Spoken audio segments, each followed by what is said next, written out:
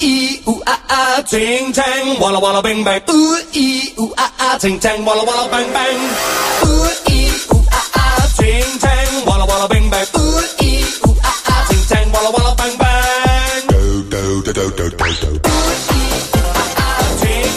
대한민국 시사 개보수 시간입니다. 바른미래당 이준석 최고위원, 박지훈 변호사, 개그맨 강성범 씨 나왔습니다. 어서 오십시오. 안녕하세요. 안녕하세요. 예, 지난 한 주는 정치권은 다 조국 이야기로 도배가 된 것 같은데 오늘 검찰이 대대적인 압수수색에 나섰고 장관 후보자 청문회를 앞두고 이런 일이 있었을까? 매우 이런 경우가 있나 싶어요. 네. 그럼 결국 법무부하고 검찰은 어쨌든 상하관계 완전 완벽한 상하관계는 아니지만 예. 그러니까 그거를 의식한 것 같아요. 결국 윤석열 검찰총장의 지시라고 봐야 될 것 같고요. 예. 이 법무부 장관이 되면 하기 어렵거든요. 그런 어떤 구설수나 스캔들에서 벗어나기 위해서 빨리 압수를 했나요? 이게 독이 될지 이게 뭐가 될지 모르겠네요. 검찰총장이 이렇게 잘 뽑아놓고 왜 요구를 했던 거예요? 그렇게? 아니 그럼 검찰이 자기들 개혁을 피하기 위해서 압수했다. 이런 또 오해를 받을 수 있거든요. 예. 그런 이야기도 있고 뭐 면죄부를 주려고 했던 게 아니냐 뭐 이런 이야기도 그러니까 있고. 뭔가 좀 어색해. 어떻습니까? 이준석 최고위원. 청문회에서 조국 후보자가 하는 걸 보면 이제 알 수 있겠죠. 예를 들어 이렇게 뭐 수사가 시작되었기 때문에 저는 뭐 수사가 진행 중인 상황이기 때문에 발언을 좀 자제하겠습니다. 이렇게 답변을 회피한다든지 이런 모습이 보인다면은 당연히 검찰과의 어떤 뭐 암묵적인 동의나 이런 게 있는 하에서 했던 것이고 그게 아니라 진짜 뭐 청문회도 성실히 임하고 수사에도 성실히 임한다면은 그래도 조국 후보자의 뭐 진정성을 좀 믿어볼 수 있겠죠. 근데 제가 봤을 때는 지금 윤석열 총장 입장에서도 딜레마인 것이 사실 본인이 상당히 브랜드가 있는 검찰총장입니다. 그렇기 때문에 사람에 충성하지 않는다라는 말을 했었기 때문에 지금 시점에서는 국민들 여론을 볼 수밖에 없는 것이죠. 사실 검찰이 아무리 법에 따라 가지고 수사를 한다 하더라도 우리 우병우 수석 때만 해도 기억해 보세요. 그 사람한테 검찰이 이례적으로 그 구속영장을 3번 때립니다. 그렇죠. 예, 그래가지고 3번째 만에 구속되는 그런 상황까지 발생할 정도로 국민 여론을 무시하면서 수사할 수는 없는 것이거든요. 그렇기 때문에 뭐 법적 결과가 달라지지 않겠지만은 신속성이나 아니면 집요한 면에서는 약간 차이가 있을 수 있는데 이번에도 좀 그런 면이 작용하지 않았습니다. 그래서 저는 그 후자 이준석 최고가 지금 얘기했던 거 뭐 면죄부를 주기 위해서 했다는 거는 조금 어불성설이고요. 지금 후자 말씀했던 거 검찰의 명운을 걸고 하는 경우가 아니었나 아니면 시기를 놓치면 압수수색은 의미가 없거든요. 지금 아니면 방법이 없어요. 지금 오늘밖에 없거든요. 오늘 내일 정도. 그래서 또 정보가 누출되기 전에 빨리 순식간에 압수수색을 한 것 같습니다. 그 이준석 최고 말대로 만일 청문회에서 조국 후보자가 수사 중인 상황이라서 답변하기 어렵다. 라고 말할 수는 없겠죠. 왜냐하면 그게 약간 의외였던 것이. 그렇게 말한다고 한다는 것은 본인이 나는 법무장관을 하지 않겠다는 선언과 마찬가지죠. 그러니까 이제 여기서 압수수색이 하는 거는 압수수색을 했다는 것 자체가 한 가지 이제 좀 그 충격이었고 두 번째는 압수수색도 그냥 요식행위성이 아니라 전방위적인 압수수색이었다는 겁니다. 왜냐하면은 조국 후보자에게 청문회에서 나올 만한 질문에 해당하는 모든 영역을 지금 압수수색하고 사실 천암까지 갔거든요. 그러니까 이것이 의미하는 바가 사실 그렇다면 아까 말했듯이 굳이 따지자면 청문회에서 조국 후보자가 법적으로 이거는 제가 지금 답변하기 어렵습니다라고 하는 상황이 전방위로 나올 수 있기 때문에 이거 판단은 잘해야 돼요. 그러니까. 아니 근데 이렇게 기사들이 엄청나게 쏟아지는 그 와중에서도 싹 나오는 이야기는 법적으로 위법은 없다. 이 얘기가 많이 나오잖아요. 그럼 거기 털어서 뭐 하게요? 일단 여기서 위법한 사항이 아니고 아니 이거는 고소고발이 들어왔기 때문에 수사는 해야 되는 상황. 수사는 해야 되는데 그 시기를 놓치면 지금 말씀하신 것처럼 위법이나 불법인지 적법인지를 확인할 방법이 없는 거죠. 그래서 지금 검찰 입장은 증거 확보 차원이다 이렇게 얘기하고 있기 때문에 어쨌든 수사가 어떻게 진행될지. 근데 달라요. 예전에 뭐 이거는 비교할 건 아니지만 박근혜 전 정부 시절 때 압수수색했던 거하고 지금 하는 거 보면 압수수색을 다 해버렸어요. 원래 압수수색 원칙은 그거거든요. 모든 걸 털어내야 되는데 예전에는 뭐 우병우 때도 그렇고 전화기만 뭐 가지러 갔다든지 이런 상황인데 모든 장소 모든 관련된 부산시청 뭐 부산의료원 다 갔기 때문에 이번 수사 의지는 좀 더 강해 보이고 윤석열 총장의 의지가 바로 반영된 거라고 저는 좀 생각이 듭니다. 근데 아까 이제 이동현 작가가 이제 그 일주일간이 조국 관련된 점철된 주였다라고 이야기했는데 그 안에서 보면 여러 가지 굴곡이 있었어요. 그런데 소위 말하는 그 웅동학원과 사모펀드에 있는 그 자금을 기부하겠다, 사실 공익재단 넘기겠다라고 하는 그 이야기 뒤에도 여론이 잠재워지지 않았다는 것이 증명되었기 때문에 지금 아마 이 원래 모든 청문회나 아니면 인사 문제에 있어가지고 국민 감정에 호소하는 방법 또는 스스로가 내려놓는 방식으로 하는 방법 자체는 지금 해법이 아니라는 걸 이제 인지한 거예요. 그렇기 때문에 이제 조국 후보자도 담담하게 정면 돌파를 준비하고 있는 것 같은데 저는 그렇다고 해서 지금 그게 아주 순탄한 길일까? 약간 의구심이 듭니다. 무슨 이야기를 해도 지금은 소용이 없을 것 같다는 그런 생각이 들 정도인 게 어떤 같은 언론사에서 나온 기사인데 처음에 웅동학원 나왔을 때 거기 자살이 100몇십억이다 어마어마한 돈이다 했다가 빚더미라는 거 알고 나서 알고 보니 빚더미다 막 그거 갖고 또 똑같은 언론사에서 그 양쪽을 다 욕하는 걸 보고 야 이제 뭐 방법이 없겠구나 이 생각이 들어요. 아니 근데 그거는 이제 웅동학원의 채무가 특성이 뭐냐면요. 사실 그 동생에게 이제 아니면 그 일족에게 이전된 거로 예상되는 그 채권들 동생 가족에게 이전된 거에 예상되는 채권들 같은 경우에는 그 자체로는 나중에 선순위로 나중에 학원이 청산되면 받을 수도 있는 겁니다. 그렇기 때문에 그거는 뭐 이게 참 이상한 표현이기도 하지만은 가치가 있으면서 동시에 없을 수도 있습니다. 상황에 따라서 어떻게 법적으로 처리되느냐에 따라서. 지금 강성모 씨가 이야기하는 거는 그런데 조금 다른 건데 언론에서 소위 말하는 제목 장사를 해서 웅동학원이 이렇게 돈이 많다. 이렇게 해서 뭔가 부정한 방법으로 돈을 모은 거 아니냐. 이런 식으로 기사를 썼다가 나중에 재산을 헌납한다 그러니까 그거 빚덩이다. 빚더미인데 왜 헌납하느냐. 이렇게 똑같은 회사에서 스탯을 바꿔가면서 기사를 쓰니까 그 문제점 이러면 안 돼요. 비근한 예로 뭐 딸 얘기가 지금 많이 나오고 있는데 그 관련돼도 뭐 구체적으로 제가 언급할 수는 없지만 같은 언론사 아니면 너무 제목을 해서 가십성 기사도 더 많다는 게 철학을 가지고 문제 하셔야지. 같아요. 예, 그래서 처음에는 이게 불법 탈법 이야기가 나왔다가 지금은 국민 눈높이 이야기 또 많이 하거든요. 그렇죠. 그렇게 기사가 바꿔가기이기 때문에 아마 강성업 씨가 그 부분을 이제 지적한 것 같고요. 인사청문회 일정이 다음 달 2일과 3일로 지금 확정됐는데 민주당이 못 받는다 이거 간사간 합의했다가 오늘 오전 아마 민주당 회의를 열어가지고 받기로 한 것 같아요. 받기로 한 것 같은데 민주당으로서는 패착이 아니냐. 일단은 왜냐하면은 8월 말까지 해야 된다. 그 시간은 놓쳤고. 법정 시한이요. 하루만 하기로 했었는데 그것도 이틀 양보했고. 그래서 민주당 지지자들로서는 이거 너무 양보한 거 아니냐. 아니 근데 그 박근혜 정부 때도 그렇고 그 전 정부에서도 17대 국회 때도 보면은 인사청문회를 이틀에 걸쳐 진행한 경우가 더러 있었습니다. 그때도 여야 간사단 합의를 통해 가지고 한 것이지 청와대와 합의한 경우는 없었거든요. 그렇기 때문에 저는 지금 시점에서 청와대도 그 부분에 대한 언급을 조심해야 되는 것이 인사청문회는 국회의 고유 권한이고 뭐 일정을 하루 뭐 정도 더 연장되었기 때문에 그게 뭐 법에 맞지 않는다 취지로 이야기하는 거는 사실 국회법이라는 것은 권고 규정이 대부분입니다. 예를 들어 우리 가장 잘 알고 있는 것이 예산안 처리 뭐 몇 월 며칠까지 안 하면 문제 크다라고 하지만은 관례상으로 오히려 국민의 예산을 더 세밀하게 심사해가지고 그것이 국민의 이익에 부합한다고 생각하면은 여야 합의에 따라서 연장하는 겁니다. 뭐 일정에 쫓겨가지고 국민 돈 날릴 일 있나요? 그런 것처럼 조국 후보자의 검증이라는 것도 국민적 관심이 높은 사안이고 하루 이틀 늘어진다고 해가지고 그것이 뭐 국익에 심각한 치대를 가져오는 것이 아니기 때문에 저는 여야 합의가 우선해서 고려돼야 된다고 봅니다. 그런데 지금 자유한국당에서 맨 처음에 주장했던 거 9월에 하자. 8월에 불과하고 그리고 3일 하자. 이것은 결국은 정치 공세를 통해서 의도가 있는 거죠. 아니요, 그냥 이렇게 볼게요. 그만큼 지금 조국 후보자 관련 사안에 있어서 여당이 엎드려야 되는 상황인 겁니다. 뒤집어 말하자면요. 과거에 박근혜 정부 때 최순실 터졌을 때 그때 그런 정도의 아주 심도 있게 들어가는 국정조사를 받아들일 수밖에 없는 상황이 되었던 게 뭐냐면 그 당시에 국민들이 거리로 나와서 진상규명을 요구하고 거기에 대해 가지고 성역 없는 그런 국정조사 하라는 주장이 있었기 때문에 그 당시 여당이었던 새누리당 내에서도 이건 막을 수가 없다. 최순실하고 비교를 안 돼요, 준석 씨. 조국 씨 아니요 그렇게 계속 그렇게 아니요 제가 얘기할게 이런 식으로 야당 인사가 얘기했을 때 어떻게 최순실이랑 조국을 비교하냐 이러면서 그 뭐라고 해야 될까 격앙된 반응을 보이는 것도 저는 이것도 굉장히 잘못다 보는 것이 지금 시점에서 국민들이 여기에 대해 가지고 여론조사를 하는 것들을 보면은 상당 부분 진상규명을 요구하고 있어요. 그렇기 때문에 저는 여기에 대해서 여당이 자세를 낮추는 것이 맞다 보고 그렇게 했다는 걸 좀 존중하는 것이지. 여당이 자세를 낮추는 것하고 자유한국당이 청문회를 3일 하자 9월 달에 하자 그러면서 정치 공세하고 다른 거잖아요. 그게 왜 정치 공세인지 모르겠는데 어떻게 청문회를 3일 하는 경우가 어디 있습니까? 그러니까 3일 한다는 건 제가 말했잖아요. 그러니까 1일에서 이틀로 연장하자는 취지에서 저는 3일로 지금 해서 협상안이 나온 것이지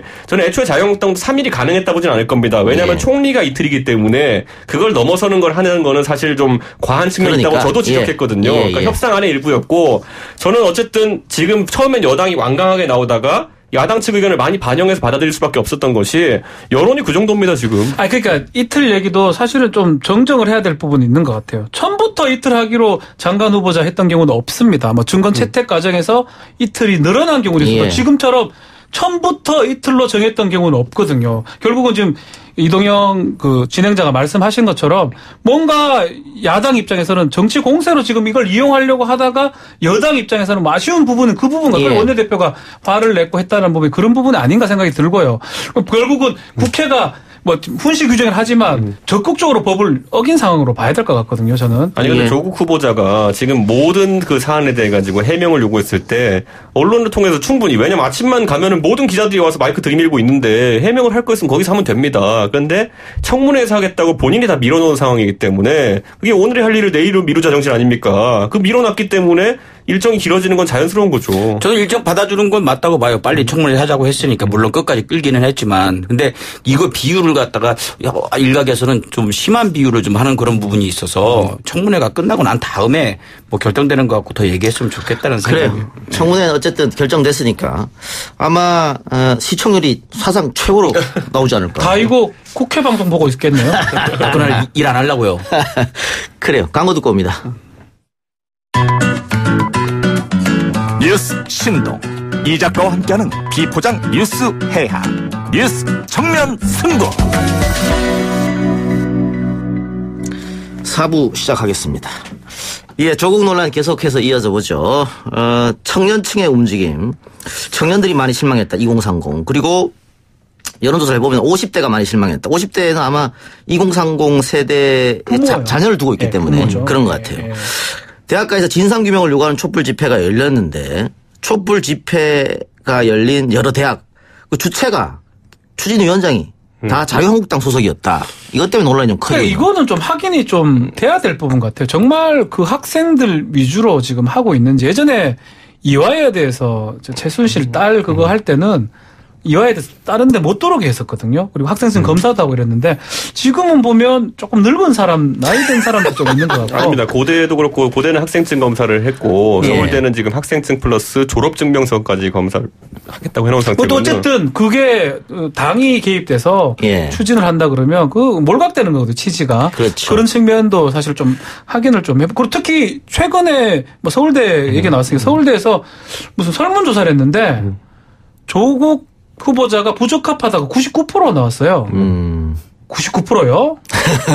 그게 무슨 설문조사입니까, 그게?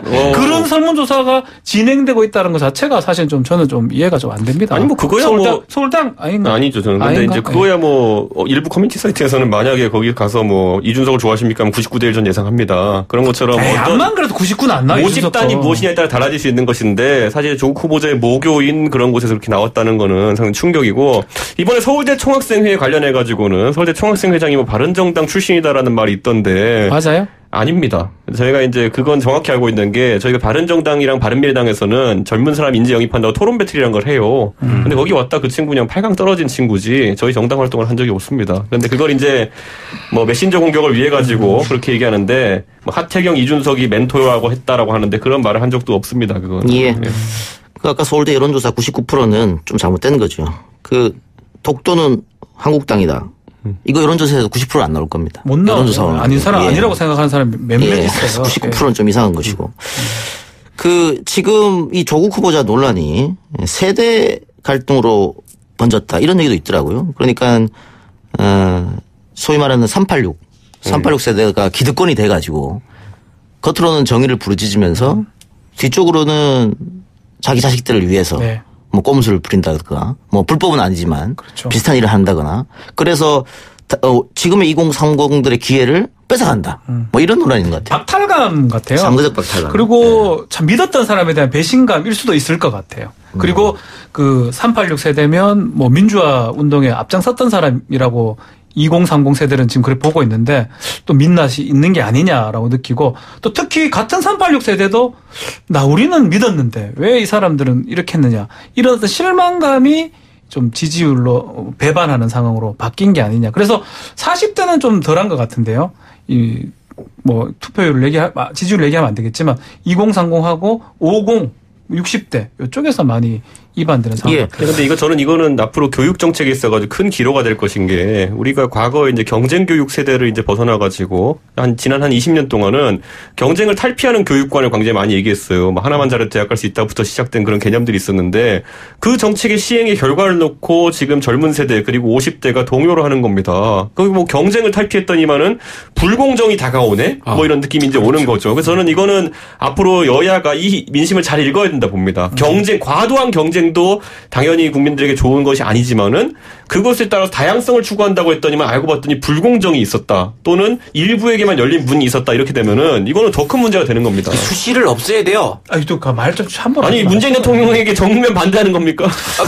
저는 그 생각이에요. 말을 좀. 전 중도 아닙니까? 네. 수시를 정말 한 과당 한 명을 받든지 이게 악용돼가지고 아주 비리의 온상이 되잖아요. 이런 주장도 있긴 있어요. 그러니까 지금 뭐 조국 수석 논란은 차치하고 나서라도 대학 입시가 과연 공정하게 지금 진행되고 있느냐. 특히 수시 문제가 있어서. 수시는 진짜 큰 문제요. 지금 서울 대학에 재학하고 있는 학생들의 지역 분포를 살펴보면 서울이 태반이고 그렇죠. 거기다가 강남 3구 플러스 목동이 또 거기 태반이거든요. 그렇다면 이거는 부모의 정보력이나 재력에 의해서 가는 거 아니냐. 맞아요. 그렇다면 이참에 수시 또 대학 입시 문제 전반을 한번 들여다볼 필요는 있다. 이런 얘기도 있더라고요. 그래서 제가 이준석 최고위원이 오늘 말한 것 중에서 그건 100% 저는 공감을 합니다. 딴 것도 공감 좀 하세요. 다 맞는 말이에요. 제 순실 얘기 별로 이렇게 와닿지는 않는데 이 부분은 어쨌든 간에 조국 후보자가 뭐 낙마하든 통과가 되든 청문회 열리든 그 부분은 그쪽으로 봐야 되고 교육제도 부분은 지나친 경쟁이 문제였다고 해가지고 뭐 공평하고 좀 이런 사회로 가기 위해서 했다는데 오히려 그게 부정이 지금 개입되는 상황이 될 수 있잖아요. 이번 참에 진짜로 말씀했다시피 정권이 바뀌든 어쨌든 교육은 조금 좀 그러니까 오랫동안 보고 유지할 수 있는 제도를 만들어야 되지 않을까. 계속 보완해야 되는 거 아니에요. 수시가 우리나라 이 학부모의 자식사랑, 교육열 이것 때문에 그 수시가 악용이 된다 그러면은 수정을 해야죠 그거를. 강성범 씨는 지금 만약에 3년 시간표를 돌린다면은 40년 시간 돌린다면은 그때부터 논문을 준비하겠어요, 아니면 수능을 준비하겠어요? 저는 수능이요. 아니 이 사태를 봤으니까 그런 마음이 좀 들겠죠, 이게 보면은. 그러니까 저는 학력고사 마지막 세대인데 전 그때가 차라리 깔끔했다고 봐요. 정면 승부. 그렇잖아요. 알겠습니다. 예. 뭐 이것저것 따지고 막 눈치 보고 학부모가 정보 많아야 되고 왜 그래야 되는데. 이게 대다수 국민들 솔직한 지금 이 사태를 바라보는 심정일 거예요. 일반 사람들은 그런 정보 없어요. 그냥 노력하면 되는 세상이 돼야지.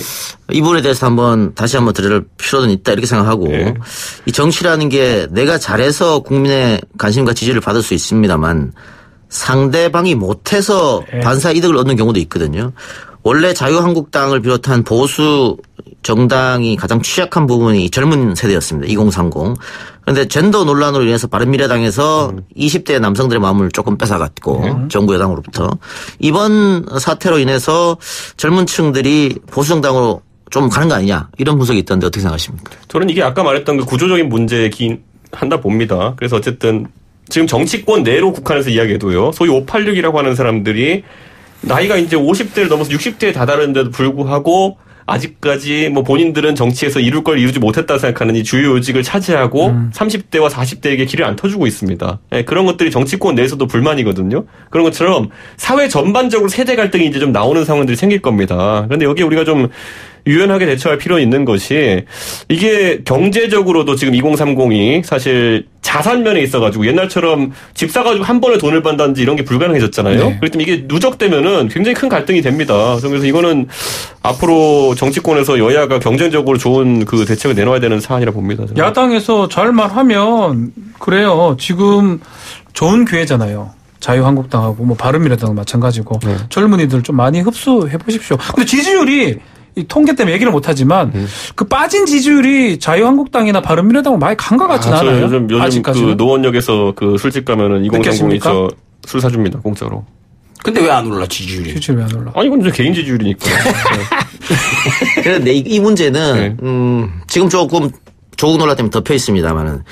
김성태 의원 딸 문제 같은 경우에도 지금 오늘 재판에서 김성태 의원이 직접 청탁했다는 증언이 나왔단 말이죠. 이런 거 봤을 때는 그러면 젊은 세대들은 어디에다가 힘을 실어줘야 되느냐. 바른미래당이 기회인데 지금 어떻게 보면. 자유한국당은 젊은 세대층입니다. 제가 비난하는 게 아니고 지금 김성태 의원을 비롯해서 원래 그랬을 것이라고 젊은이들도 믿고 있고 민주당은 안 그럴 것인데 이번에 그랬는 걸 보고 실망을 한 거거든요. 어디든 또 기댈 데가 사실 없어요. 그러다 보니까 정치 혐오증으로 가는 상황이고. 진짜 대한민국 어른들 못 났어. 아니, 그러니까 이번 사태를 관리한 데 있어서 민주당이 약간 잘못했던 게 뭐냐면은 조국 수석은 아주 면밀히 얘기하면은 민주당 정권의 민정수석이 민주당 소속이 아니에요. 그런데 여기에 있어가지고 민주당에서 충분히 합리적으로 대응할 수 있었는데 불구하고 왜 전방위 우주방어 모드로 들어갔는지는 저는 약간 의문입니다. 그러니까 저는 그 부분은 우주 공격 모드로 오니까 우주 방어 모드로 간 거예요. 그런데 아니 이렇게 얘기할게요. 자, 조국 수석에 대한 공격을 했는데 왜 민주당이 반응을 한 첫째로. 두 번째로. 세상 그렇게 공격을 처음 봤어요. 예전에 보세요. 예전에 보면 손혜원 의원이 나는 민주당이 아니라 이제 무소속으로 해가지고 공정한 검찰 수사 받겠다고 나갔는데 그 뒤에도 보면은 사실상 민주당이 손혜원 의원에 대한 방어 모드를 계속 했어요. 그러니까 저는 이게 왜냐면은 그 두 분 같은 경우에 무소속이 되고 또 조국 수석은 애초에 정치인이 아니었지만은 애초에 정권과 공동 운명체로 만들어 버린 거예요. 저는 그건 되게 안타까운 지점이라고 봅니다. 그건 마찬가지로 야당에서도 그렇게 프레임을 만들어서 공격을 했지 않습니까? 그건 저는 그 여당도 문제지만 야당도 문제는 이준석이 옛날에 최순실이나 우병우에 대해 가지고 한마디로 또 최순실 얘기를 그래서 옹호했습니까? 아니 그거는 전략적으로 잘 판단해야 되는 것이 저는 그거는 옹호할 사안이 아니라 이렇게 봅니다. 그런데 조국 싸우지 마요. 수석 문제는 조국 수석이 간두고 나서 공격이 시작된 게 아니고 조국이 수석할 때도 야당이 그렇죠. 계속해서 공격을 했기 끝도 때문에 없었어요. 그게 이제 민주당으로서는 아까 얘기한 문재인 정권이 성공을 하려면은 이 공격을 막아야 된다 이렇게 생각할 수 있는 것이겠죠. 근데 또 앞으로 누가 장관해요 이제? 어떤 사람이 자식이 없어요, 장관은.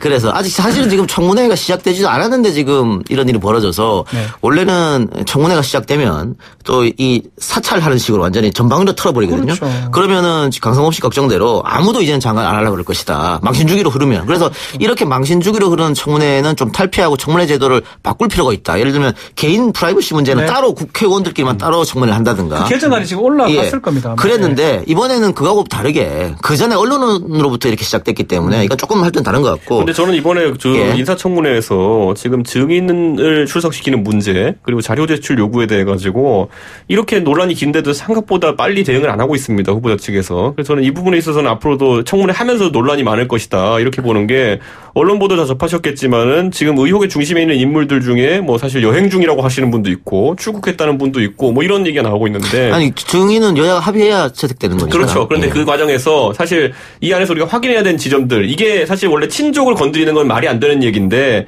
이번에 펀드 건이나 이런 건 있어가지고는 사실 친족에게 안 물어볼 수가 없는 상황이 됐어요. 그 안에서 이제 어떤 투자자나 아니면 이사 등의 위치, 웅동학원도 그렇고 이런 걸 갖고 있기 때문에 일반적으로 후보자 개인에 대한 것을 하지 가족까지 건드리지 않는다는 원칙이 이번에는 그래서 굉장히 모호한 지점에 빠진 겁니다.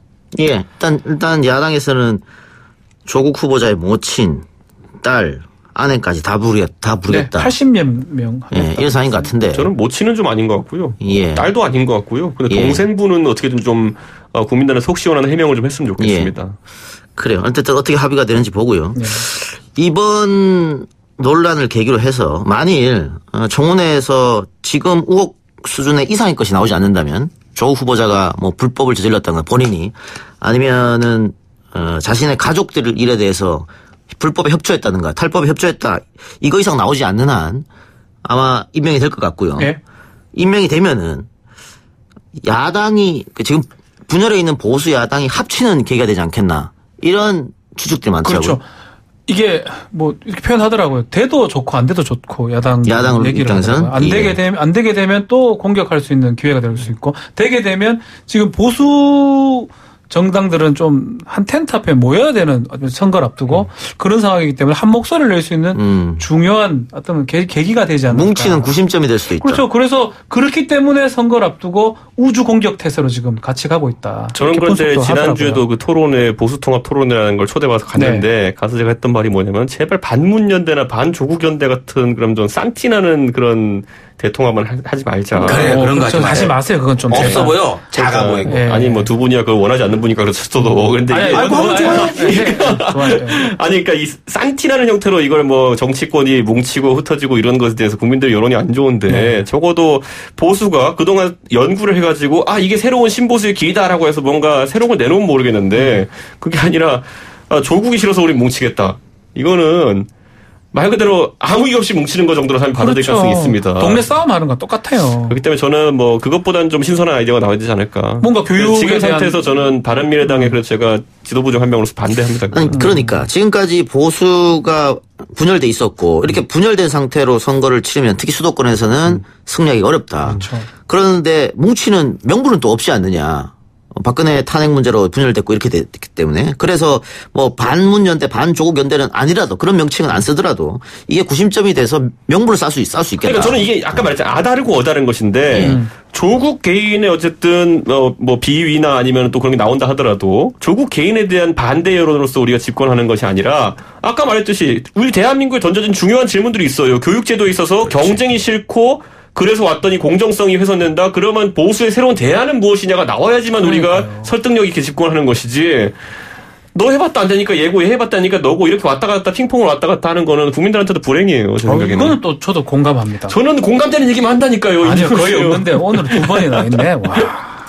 그 자유한국당이 안철수 전 대표에게 러브콜을 보내고 있다. 이런 얘기가 많던데 어떻게 봅니까? 이준석 최고는. 혹시 들은 얘기 있습니까? 뭐 잘 하시라고 제가 하겠습니다. 제가 뭐 그 부분에 있어서 제가 정보가 많은 것도 아니고. 예. 뭐. 아니 그래서 다 한 텐트에 묶이면은 안철수, 이준석 다 자유한국당 이렇게 해서 다 같이 가시는 거 아니에요? 제가 안철수 대표 별로 안 좋아하는 거 아시잖아요. 예. 그런데 적어도 저는 이런 거 있어요. 안철수 대표 하는 것 중에 가장 제 마음에 드는 것 중에 교육제도가 있어요. 그러니까 12년 학제를 어떻게 단축해보자 이런 공약도 있었는데 자유한국당이 안철수를 만약에 콜을 하려고 그러면요. 그런 걸 연구해가지고 정말 안철수의 이런 면은 좋다. 단순히 그분이 누렸던 대선 지지율 20% 정도를 뭐 합산하자 이런 합집합 논리가 아니라 그런 아이디어는 굉장히 좋고 그분이 뭐 보수 통합에 이런 이론을 제공해주면 좋겠다 이런 생각이 있으면 제안하되 그냥 뭐 다 모아놓으면 대선 주자 어중간한 사람들 다 모여있으면은 나중에 싸움만 나요. 오늘 세 번째로 공감합니다. 와, 오늘 진짜 공감하려는. 거의 과반에 공감하는 거지, 이러면. 박지훈 조만간 아니요. 입당하겠는데? 이준석 최고의 오늘 말들 중에 참 귀에 와닿는 것들이 꽤 있네요. 예. 평상시에 거의 없다. 제가 이런 사람입니다. 오늘 안철수 전 대표도 그런 식으로 갔을 때 의미가 있는 거예요. 그런데 우려일 수도 있겠습니다만은 아까 얘기한 그냥 일반적인 합집합으로 갈 확률도 굉장히 높다. 그런 식으로 가겠죠 아무래도. 네. 아무래도. 그죠? 이준석 최고.